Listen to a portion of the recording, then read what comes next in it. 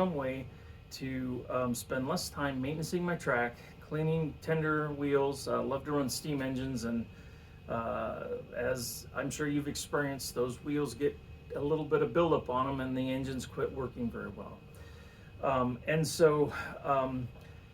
What happened is I came across a guy that talked about a variant of this product. Now, he's from another country. They don't have something called CRC, but he was talking about a type of lubricant cleaner, electrical cleaner, that has a lubricating property in it that increases conductivity. And so this is the stuff I began to try and have had just fantastic results. Now, what I'm talking about as I go forward from this point is track that is serviceable. I'm not talking about track with a bunch of rust on it, okay? If you have track that's been in storage, or you pulled it out of some place where it's not been in use and it's a rusty mess, you're going to want to use something like a Bright Boy or a fine grit sandpaper to kind of get that heavy oxidation or rust off the top of your rail head. What I'm talking about is track that's in service and you're trying to keep it clean, okay? So that's where this comes into. So it's important to know that distinction, because once you've got track cleaned and ready for service, if you use something abrasive, you're wearing down the top of your rail head. And this stuff isn't super thick, so it doesn't take a whole lot of scratching to actually go through the top of your rail head. So that's, again, something I avoid. The other thing I used to do is I used to use isopropyl alcohol. And what I didn't know I was doing is I was cleaning the dirt off the top of the track, but I was introducing two things, or I should say introducing one thing and also encouraging another thing. And that was when isopropyl alcohol evaporates, you get a layer of oxidation on the top of your freshly cleaned track. And what that does is that creates a barrier that impedes electrical conductivity. So I was cleaning the dirt off and just making more dirt, because the cars and engines were going to not be able to get electrical conductivity very easily through the layer of oxidation. The other thing that was happening is I was increasing static electricity. And static electricity is what, especially on plastic wheels, but also on metal wheels, causes buildup. And so if you have been operating Flyer for any length of time, you know what I'm talking about. It's that black gunk, which happens to typically be carbon, maybe some dust, maybe some oil, but typically carbon, that builds up on the treads of our wheels. And because we're using AC power, and if you're using a cleaning process that doesn't encourage conductivity, then you're going to increase the arcing that happens. And whenever there's arcing or sparking, that creates carbon. Okay, those sparks create carbon. That carbon is then attracted to the wheels and builds up. Since I've been using the CRC, it actually negates the static electricity. So I just don't have buildup on my train wheels anymore. I have not cleaned any engine or tender wheels or passenger car wheels since I started using this stuff. And to me, that blows my mind. And here is an example. I'll just pick this car. Now, this car did a little bit of running in a recent video for a boxcar challenge. But as you can see, there's just no buildup on the wheel tread. There's a little bit of mark where it runs over the rail, but this is what every single wheel on all the cars that operate on this layout look like. There's just no buildup. And so to me, that is, again, a huge win, because I used to spend a lot of time cleaning wheels just to have them get built up right away when I operate them on the layout. So one thing that you will see here as I show you pictures of my railhead is using CRC, you need to have a little bit of a mind shape or a reset in your thinking if you're going to use a process like this, because the top of my track is actually dirty. There's a layer of gunk on here that in the past I would have said, oh no, my engines aren't going to operate, there's too much dirt on there, but no longer the case. The dirt that's on the top of the track is actually conductive, and so it actually aids in traction. And I just run trains. The trains don't care. I don't have as much flickering in passenger cars like I used to. And as I mentioned, I don't have to clean my metal pickup wheels anymore. They take my finger and I run it across the top of the railhead. You're going to see what I mean. And you can see by these pictures just how filthy the top of this rail is. But again, it doesn't matter. The engines and everything, it doesn't matter if I'm running 75-year-old or 80-year-old post-war 1946 American Flyer steam engines or 2010 American models engines. They just don't react to this. It just is a non-factor anymore. Now, eventually, I start seeing engines start to operate a little more sluggishly, and then I clean the track. But again, we are talking weeks and weeks and weeks of pretty heavy use to get to that point. It's just been so much fun because I'm not spending all this time cleaning wheels and cleaning track like I used to. So if you follow this channel much at all, you've noticed that I get into some pretty beat up pieces of equipment that I like to restore and bring back to operation. Oftentimes, those things have some neglected maintenance. So they have caked on, build up dirt on any wheel surfaces. And where I used to spend a lot of time cleaning and polishing those, now I just maybe take 2 or 3 sections of track, again, put a tiny bit on my rag, kind of moisten the top of those surfaces. I push my pickup wheels back and forth over that 3 or 4 times, and then I start running the train. And it may sputter a little bit. Again, it's not been operated for years, and I've done no cleaning to it.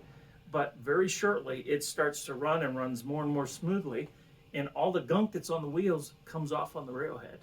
And then whenever it's time to clean my track, it, along with everything else that's been on top of the track, railhead gets cleaned up. And it's just been phenomenal. So just to show you a little bit about that, I went digging through my pile of cars that still need to be taken care of and cleaned up. I came across this 716 side dump coal car from 1946. You can see it's got the center pickups.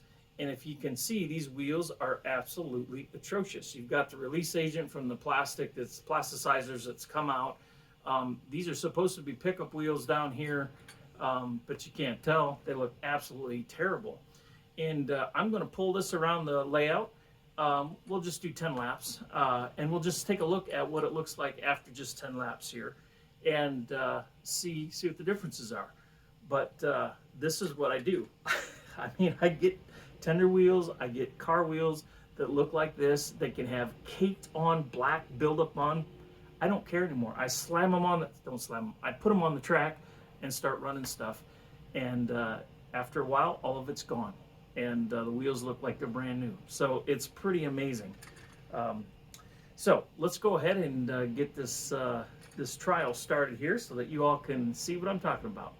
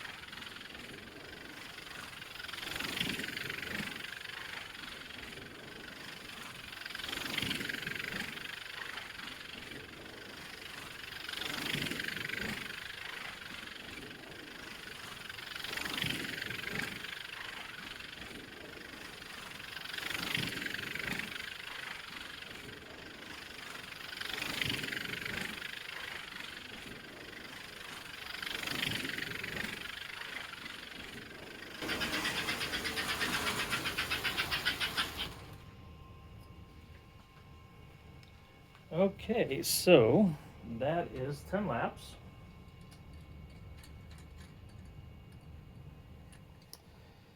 And can you see what's happening? See that? Where the wheels are coming into contact with the track, the white stuff is disappearing. And if we keep running this over time, all of the areas of the tread will come completely clean. And what's also amazing to me is even with this being so completely filthy, is the pickup wheels will actually come clean enough to actually start to operate. So anyhow, this has just been one of the crazy, amazing things that I found with CRC. Okay, so now let's take a look at the pickup wheels on this 342. Of all the engines I have, and this is something I've never fully understood, this one is the most sensitive to dirty track. And back in the time before I used the CRC, this would always be my canary in the coal mine. This one would start acting up, and then I knew I was on borrowed time because it would always be the first to start sparking and carry on, and then it would just quit working. But I'm going to go ahead and take this off, and let's look at the wheels, pickup wheels. Now, again, mind you, I have not cleaned this. I don't even know the last time I cleaned it, a couple years ago. And as you can see, there's just no buildup. Now, this is, again, running on the same track as that filthy, filthy car. And this is just what I love about this whole process. It has transformed the whole buildup that I experience with Flyer and dirty track. Okay, so I wanted to show you again just how little of the CRC you need to apply to your rag, because one can is going to last you years, at least if all you do is use it for track cleaning. It just takes so very little. So I'm going to get this small spot here, about that much. That's it. So once it soaks in, it might be the size of the tip of my finger. And let's go ahead and zoom in here, and we'll take a look at how filthy the top of this track is. And there you can see that buildup. And again, this is a track that the 242 is running on, so it doesn't matter. But for those of you that just think this is so filthy, I put this little bit on the end of my finger here. Just going to wipe it across. Gone. There it is. That easy. There's no pressure. It's just an easy rub.